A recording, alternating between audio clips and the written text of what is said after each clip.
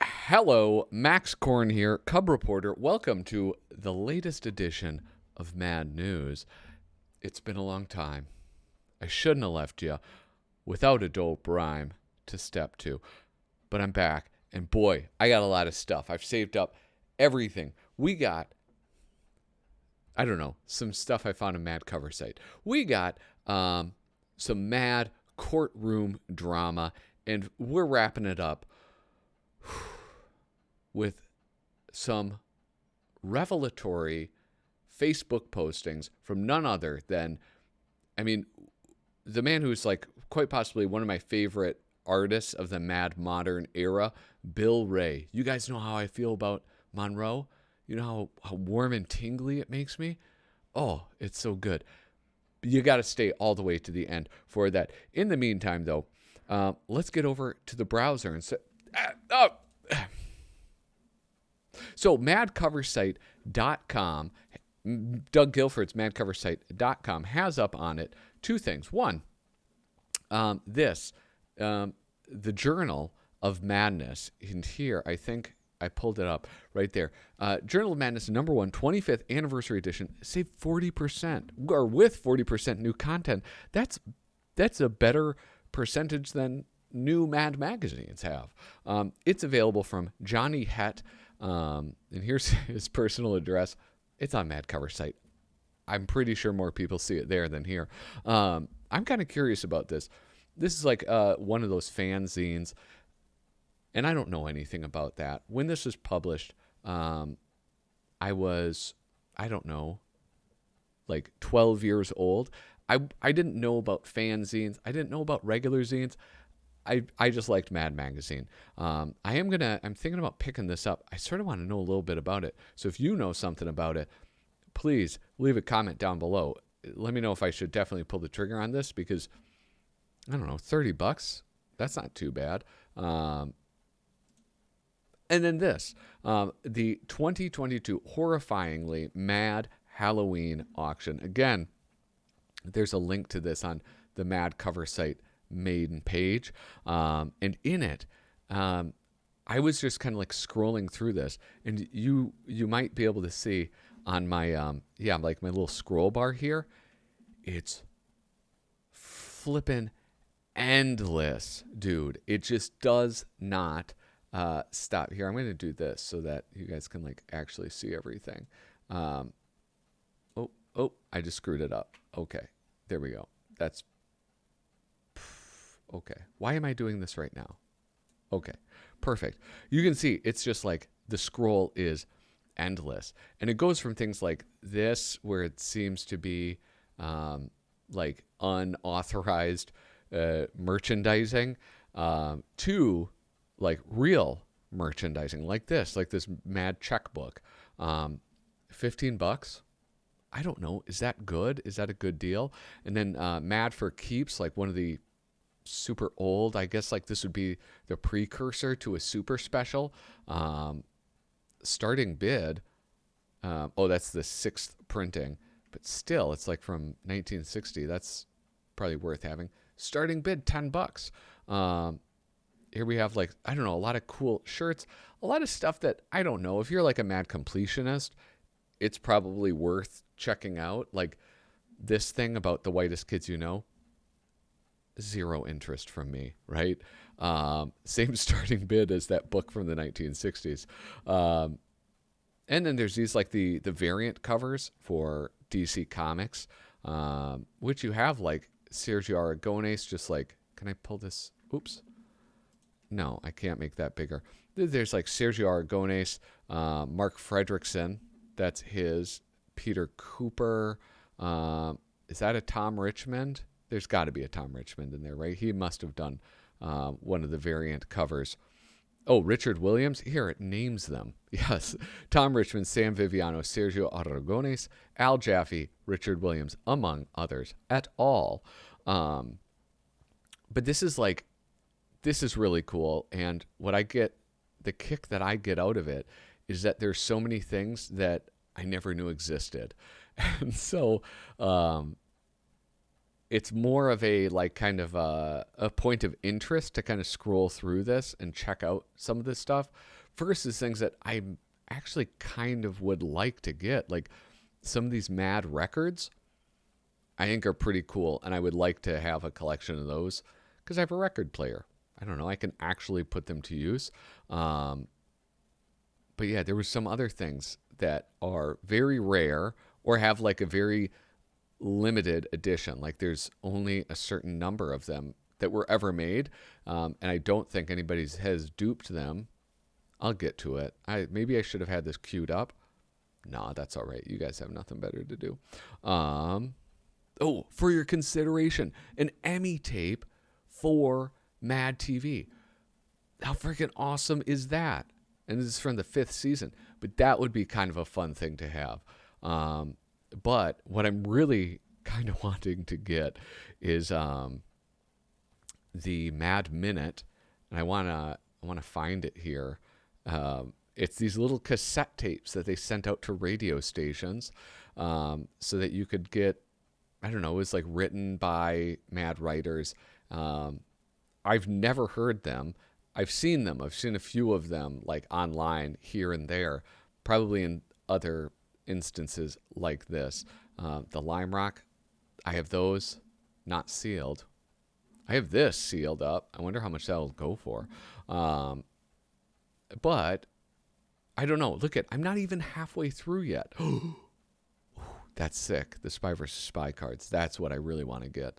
I'm not even halfway through. This book, though, the starting bid is $150. I think it retailed for like $125. But look, it's in the box and everything. That's the thing. I'm like, I don't know why I'm such a fool and I never went out and bought it. I'm not going to find what I'm looking for. You guys are, God damn it, are probably becoming impatient.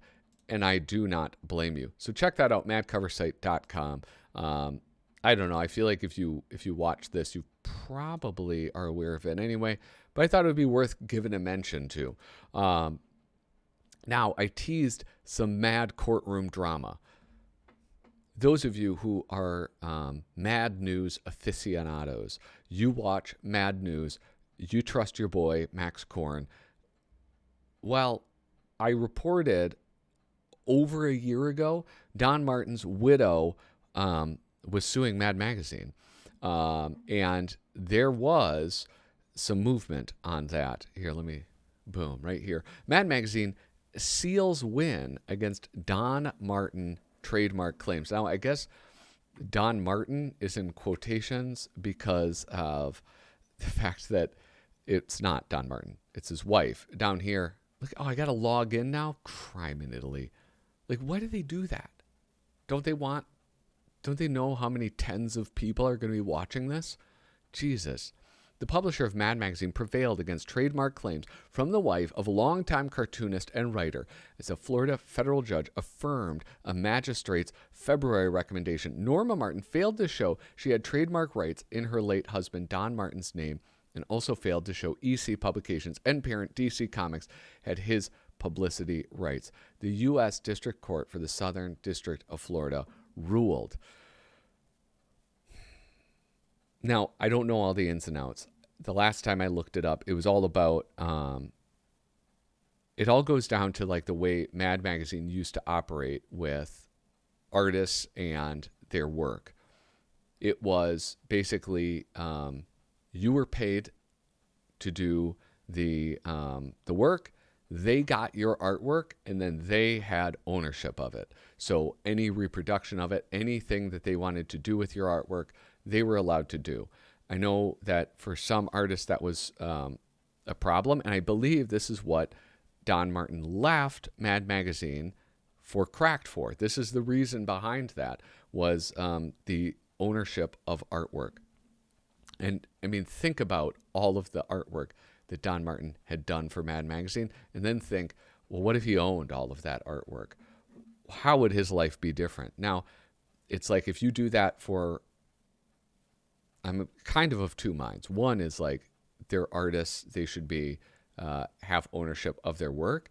And the other mind I have of it is if you agree and you sign a contract to do the work, and then they own it, what are you going to do? However, what happened to, what is it, Simon and Schuster? Those guys, when the Superman movie came out, they were living as paupers. And Neil, what's his face? I forget, the Patman illustrator. Like, he brought that to light on how they did not get any royalties for any of the Superman stuff. And DC made it right. Why they're so reluctant, or what the real difference is between these, I don't know. There certainly is a difference. Otherwise, there would be the same outcome, presumably. Here we have some more movement, though. Mad Magazine trademark win over Don Martin Comics appealed again. Now, I'm real curious as to how she's like affording this. This seems like it must be a lot of money. The widow of longtime cartoonist Don Martin appealed a Florida federal court's ruling that the publishers of Mad Magazine aren't on the hook for trademark infringement by using his name and likeness in magazines and websites without permission. The Southern District of Florida ruled in September that Mad wasn't liable for infringement because Norma Martin failed to show that she owns a valid trademark for Don Martin. She hadn't used her late husband's name as an indicator of a source of goods since 2007, which means she lost her rights to the trademark. This is the very strange thing. Listen, I have a buddy who's a lawyer. Maybe I should ask him about it. Here's the thing about trademark is that the keyword, it's not like copyright. Now, listen, if you're a lawyer and you're like, this idiot is about to try to explain the difference between trademark and copyright to me, you are right to be judgmental. And please let me know how wrong I get it. Copyright is something that you create and that you have ownership over. For example, I don't know, maybe that would be a bad example. If I create a work of art or like literature or drawing, and it's like all my creation, well, then I have like copyright over that image, over that text. It belongs to me as being the person who has created it. I can send it to a copyright office, which would help if I need to sue somebody, but it's not necessary. Copyright comes with the creation of it. Trademark is different. The word being trade, like it is part of an exchange. It has to do with a business. So based on this paragraph and a half that I could only read because I don't pay for Bloomberg Law subscriptions, it's lapsed, just like my subscription to Mad Magazine. If it's not in use, you can't really claim it as your trademark. And so it seems as though because she hasn't used it, it lapsed, and Mad Magazine is free to use it. I don't know. I have a lot of questions about this. Like, how is Norma affording all of these appeals? She has to be paying a lawyer, right? I don't know how to appeal something in court. Maybe she Googles it. Maybe she's just an avid Googler. Now, this is actually the whole Don Martin fiasco with Mad Magazine and his widow moves really well into our next topic. So I've talked many times, like when I'm flipping through Mad magazines, especially the one in the era that I grew up reading, one of the fondest memories I have, more than Al Jaffe's Fold-ins, more than Aragones' Mad Look At, more than Spy versus Spy, the thing that I look at and I feel just like the most intense feelings of nostalgia is Monroe. Monroe was my thing. Well, okay, that and Melvin and Jenkins. I fucking loved Melvin and Jenkins too. But Monroe's the one that I just had the most poignant, vivid memories of reading and enjoying in Mad Magazine. So it was brought to my attention, this Bill Wray post. So I'm going to have to do some adjusting on my screen, I think, so that I can zoom in properly. Oop. Can I get any larger? No. All right, so hopefully that's big enough. This is 3 days ago. When I could not get work at MAD, I went to work for Cracked. MAD kept all rights and did not pay royalties, so Don Martin quit. Told you. And came over to Cracked. It was kind of a big deal at the time. I don't remember doing this art, but clearly this was written by the editor to start the crowing about getting Don Martin. After I became a mainstay at Cracked, Mad called me into their offices and asked me to quit Cracked, but would not promise me work. So I stayed at Cracked. A few years later, I ended up at Mad, working there for 10 years, doing a strip called Monroe and various TV parodies. I quit the strip when the new art director started bullying me. I loved those years before Sam Viviano came along and asked me to do my popular strip his way. Okay, so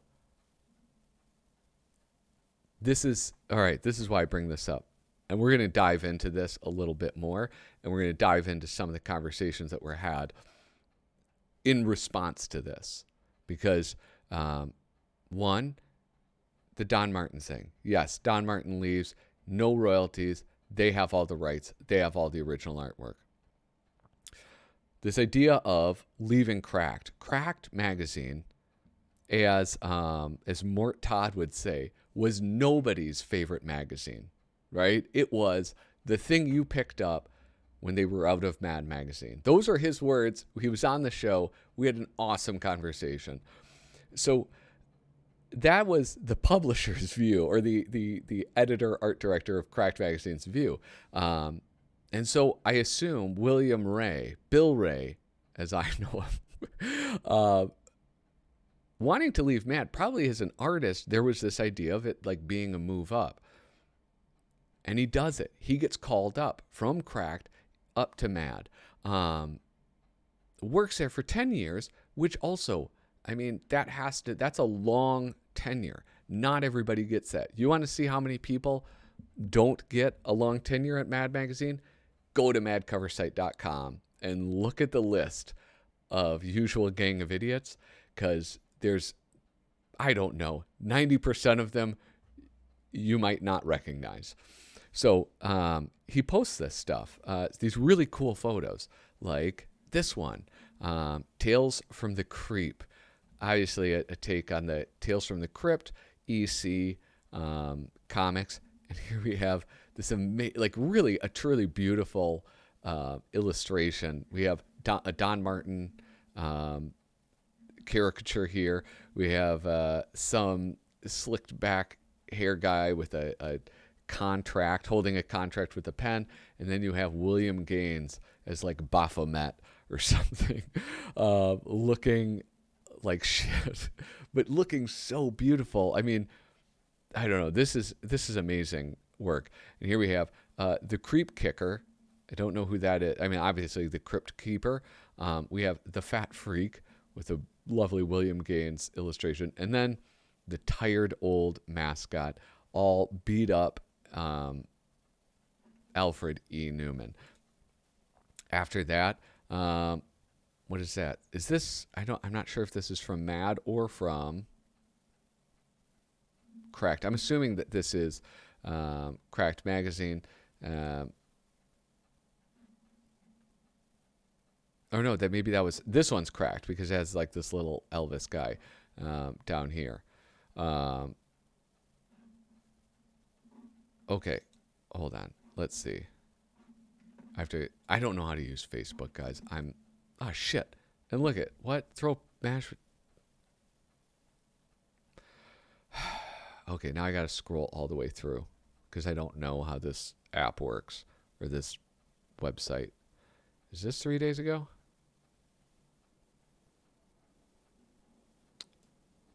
Crime in Italy. I fudged this up. Why is this so long?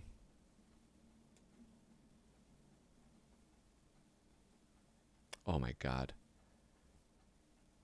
Okay, here we go. Jeez Louise. Sorry for that. Thank you for sticking with me.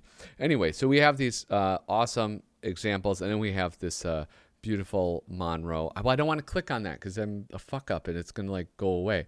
Anyway, 151 comments. And so we have that. Let's see more. Finally, he calls out then Sam Viviano. I don't know Sam Viviano. I love his artwork. I think he's great. I know he was the art director at Mad Magazine. But this is fascinating. It's fascinating for two reasons, right? It's fascinating because, one, fucking drama, right? People are drawn to it. It's why all of our television is drama-based. It's why all entertainment is based on like a protagonist and an antagonist. So suddenly we have a peek behind the curtain. And we see, I mean, an antagonist is presented to us. Wait, Sam Viviano?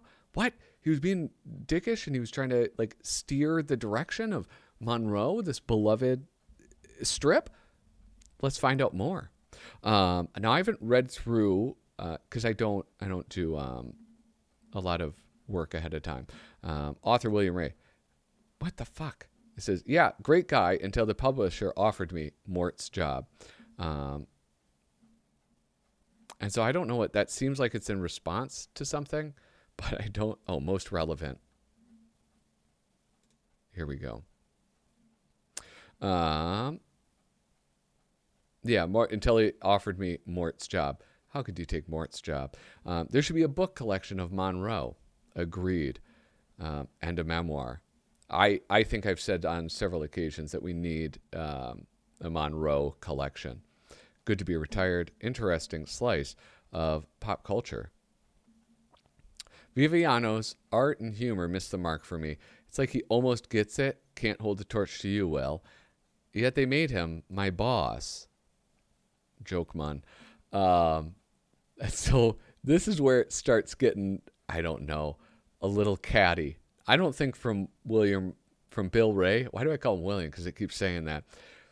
But it's like people like to introduce themselves into the conflict. Like, yeah, throw some shade at Sam Viviano. I don't know. I was liberated by Mad back in the day. Mort Drucker was my idea of genius. Still is, for that matter. I think he was one of Nick's old hires. Nick Meglin, I'm assuming. My friend Rick Greery actually became a contributor in the 80s. I never got that far. At any rate, Mad was a peak accomplishment for any comic artist until they folded last year. You are one of the elect, my friend. All the same, I didn't like Sam Viviano's art much. Oh, my God. Yep. What's to like? The formula, big eyes. He had a template. If the celeb looked like his template, it worked. The rest of the time, He does. But, I mean, don't a lot of people have that, like a template when it comes to drawing art? I think the fortunate thing about Drucker is that every time you see a caricaturist airbrushing or drawing portraits at fill in the blank, it looks like a Drucker. I mean, that's like, I don't know. Is that a bad thing? I bought a cracked Monster Digest with your art cover, I think, when I was 8 years old or so, and I still have the magazine with the wraparound cover featuring Stallone and other action heroes. I was so happy then. Oh my gosh, Bill. Here we have this Cash Papalopoulos. They saw my weekly Underworld strip. I actually did read this, and they said they want this person to draw and they'll write for me. They said no. They said, well, we'll let you keep the artwork. And they were like, well, that's a strike too, because I didn't even know you were considering keeping it. Tons of great cartoonists were put off or treated badly by them. Mad. They paid well, but were very controlling. Mark Drucker was a doll, as is Sergio, but they both pep talked me to kiss ass and be thankful.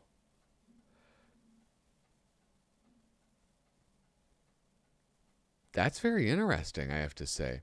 I did somehow survive for 10 years there. Curious, what was their page rate? I started at 250 in 96 and ended at 650, I think. Not bad. Okay, this is the other thing that I find very fascinating about this. Things like page rate, I think like a lot of artists keep that to themselves. They don't share that. 2, a lot of people don't want to burn bridges, so they don't want to speak frankly about negative experiences. And I will say this, drama is gross to a lot of people. I like it to varying degrees. I find it incredibly interesting, though, to learn about the interactions, positive, but also negative, and the politics of a creative office. Because creative people have strong opinions, right? Creative people don't see eye to eye. And this is like, I don't know much about Mad Magazine, as many of you know. And so it's like, it is kind of refreshing to hear about tension in this way. Let's get back to this comment section. Okay, started at 650, I think. I still have every issue of Mad except for the first 10 or so sitting in the storage in Chicago or Boston. Not for long. Given that you managed to stay 10 years, did they pay any retirement or they was contract? If I was writing too, I would have gotten 1,300. Holy smokes. I quit New Yorker when they dropped the $450 rate for small color Elos to $350. Too much editing and do-overs for those crumbs. I'm very interested who Kaz is. The Patrick Star Show. Oh, story editor. Writer, SpongeBob. This is very interesting. Makes you love the quality of today's New York standards. I never.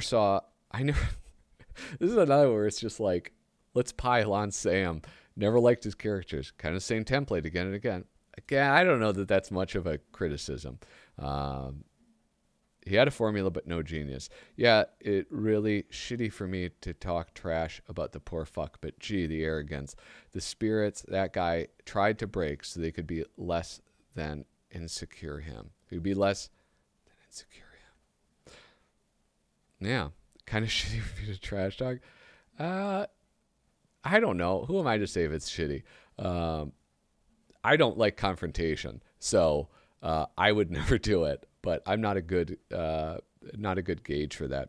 I still maintain that Monroe was by far the funniest ongoing Mad feature. Yes, this opinion comes from not only your friend fan, but as one of the usual gang of idiots. Tony B was a funny writer, and I knew how to plus his stuff visual gag wise. So we were a good team. Hell yeah, they were a good team.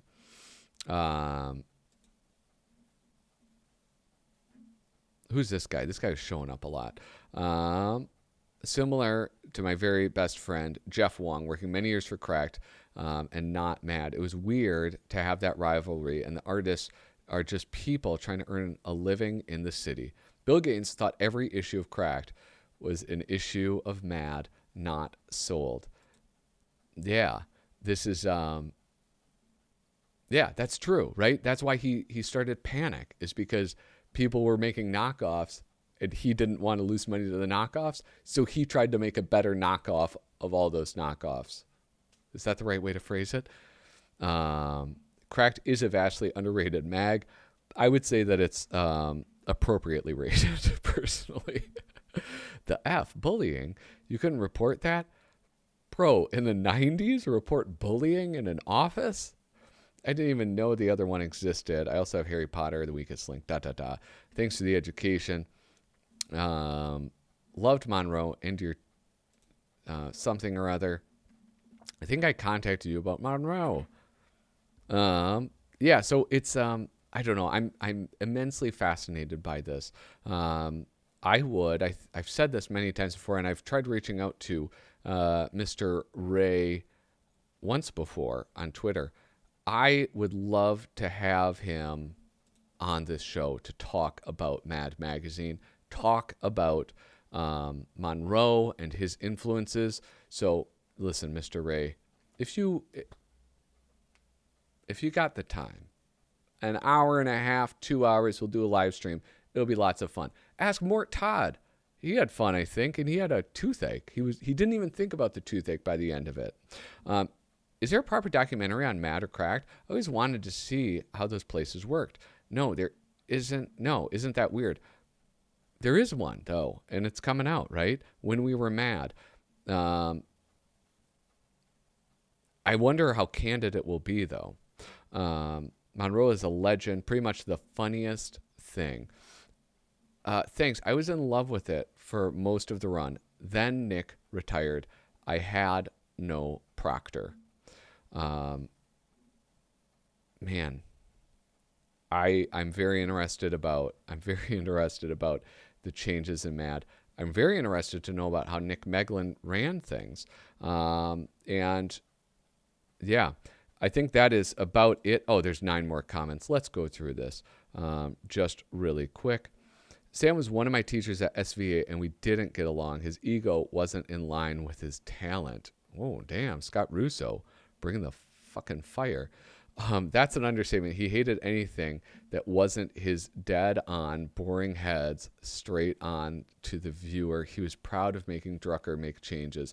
I had to defend basic storytelling to him. I was trying to be kind because I know Sam has many people who do like him and his work. I found him insufferable and his work painfully generic, though certainly well done for what it was. If he weren't such a self-important, holy shit, Bloardi would be easier forgiving towards his work. Holy moly. Dude, even Bill Wray was like, oh shit, I can't reply to that. Oh, my goodness. Mad heavily censored this strip and told me to stop trying to be Bill Elder. We had the same problem with Bill Elder. Sam V. He was, 5 years old then? Delusional. I mean, if you can't go dark with Bin Laden. Holy smokes. Wow. And yeah, okay, listen. This video is getting a little bit long. I just want to keep reading and reading and reading these things. Again, hey, Mr. Wray, love to have you on. I would love to talk about not only your experience at Mad, but the brilliance which is Monroe. So with that, everybody, I hope you stuck around to the end because to me, this is incredibly exciting. With that, thank you so much for watching Mad News. Toodaloo.